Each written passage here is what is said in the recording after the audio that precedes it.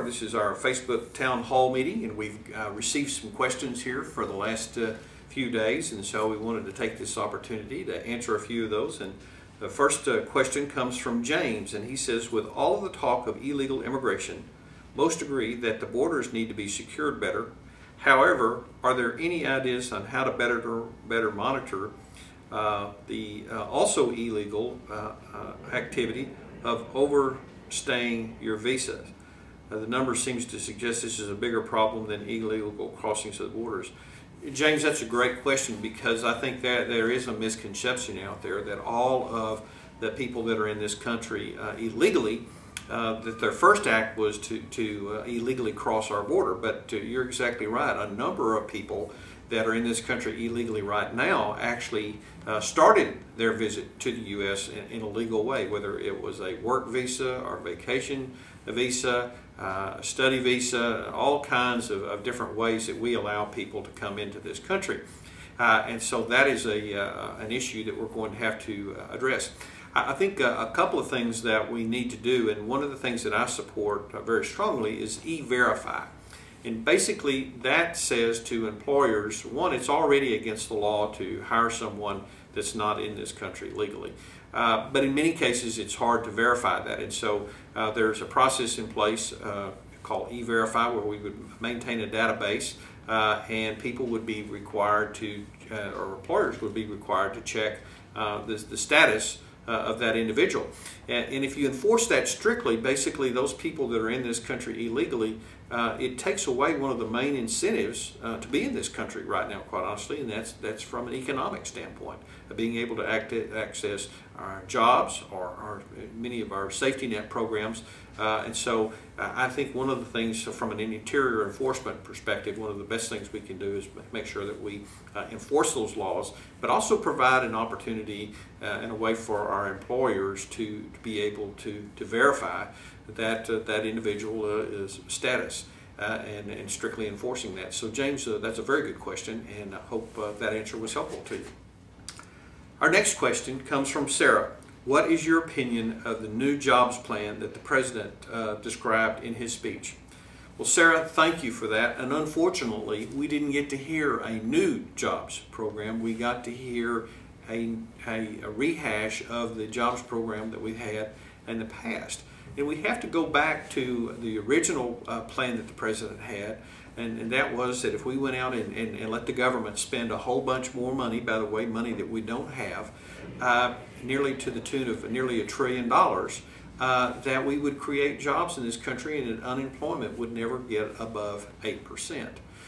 Well, Sarah, as you know, unfortunately, unemployment in this country right now is almost 9.1%. Almost 15 million Americans either out of work, looking for work, or quit looking for work because they couldn't find work, or taking jobs that they was lower than what their previous employment. And so giving the government more money to spend, or letting the government spend more money it doesn't have, is not the right answer. If you really want to create jobs in this country, which is something I support, is we've got to get the government out of the way. We can't let the government be the decider of how capital is dispensed in our country. The way we do that is we let small businesses all across the country, all across the 19th Congressional District, let them keep more of their money.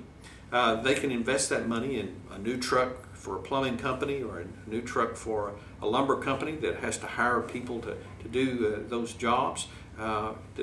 Adding another assembly line at a little small plant, letting that private investment lead the way for job creation. The only place that all of this stimulus spending is creating any jobs is here in Washington, D.C. For new bureaucrats. The other thing that we need to do, that's really hurting a lot of our small businesses, is that we've got all of these new regulations spewing out of this administration. We've got EPA, we've got this new health care mandate, labor mandates, OSHA mandates.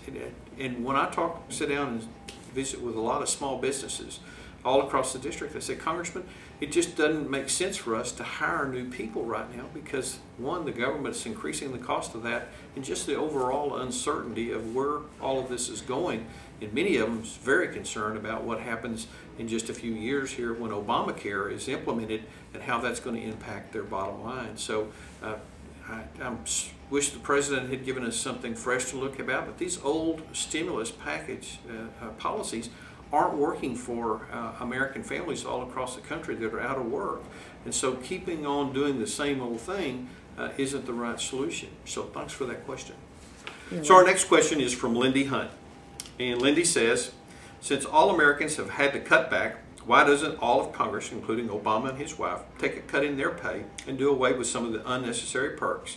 Set a true example of walking the walk and not just talking the talk. Lindy, good question. And one of the things that I think you're exactly right, families all across the country are having to make tough decisions. You know, they've got too much debt. Their credit card debt's too high. They're trying to pay that down. They're also cutting down on their expenses, trying to save a little money instead of spend all of their money. And so I think Congress has to, and the government has to show the same discipline.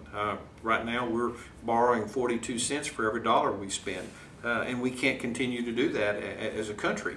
And so what are some of the things that Congress can do? Well, for example, we have not given members of Congress a pay raise in the last 2 years, and we're not scheduled to get one for next year. Additionally, each year I get a certain amount of money to hire and run our offices that help us provide people to help with constituent services, people that are having problems with the federal government. We have people in our district offices that do that. So we last year cut those budgets by 5%. And for next year, we're going to cut those budgets by an additional 6%, and so almost 11 or 12% decrease in the amount of money allocated for constituent services for members of Congress. And so these are ways that from members of Congress have done that. And then certainly we've been working aggressively when we were working on the spending bills called appropriation bills.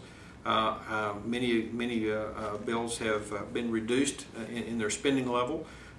In my opinion, not enough. I think we're going to have to make bigger and deeper cuts if we're really going to fix this problem long term.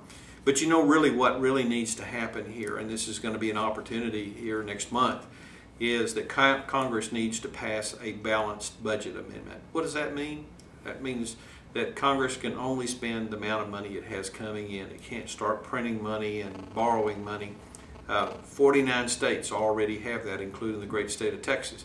That's the kind of discipline that it's going to take to really curb our spending habit here, and I'm going to be extremely active in trying to pass a balanced budget amendment in the House of Representatives and the Senate, encouraging the President to forward that on to, obviously, to the states for their ratification. So good questions. Thanks for those of you that sent questions in for our Facebook town hall meeting.